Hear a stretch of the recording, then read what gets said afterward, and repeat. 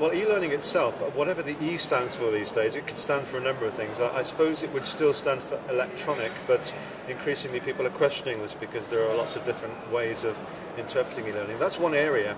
We're also looking at mobile learning, which is obviously ubiquitous, it's pervasive, it's where people move around and interact with each other wherever they are, which I think is quite an interesting development, especially for companies and businesses.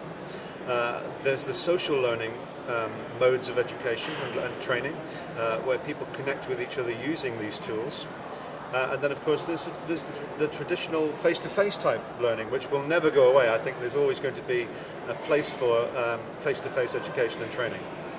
The future is looking quite interesting, but we have to be careful when we try and predict the future, because we can be so far wrong that it looks ridiculous. What I see happening are trends in personalization of learning, where individuals are being catered for their needs and their kind of styles and their, I suppose, their proclivities are being catered for through these personalized learning environments and through personal tools like mobile phones and smartphones and so on.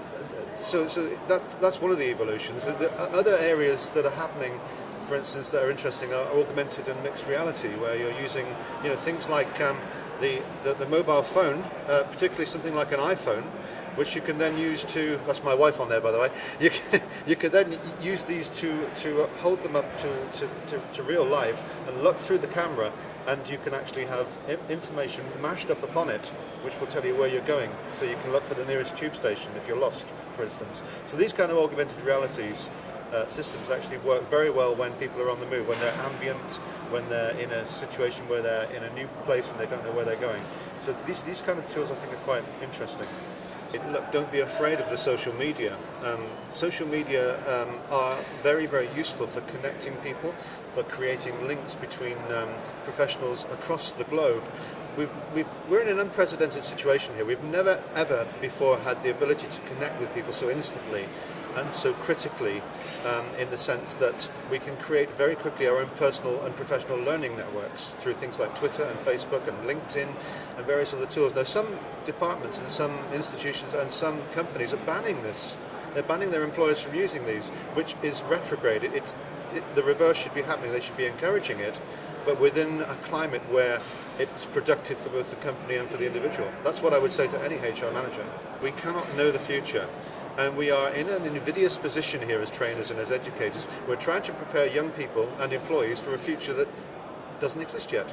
And we can't predict that future. It's so uncertain. The markets are going up and down all the time. We don't know what's happening around the corner.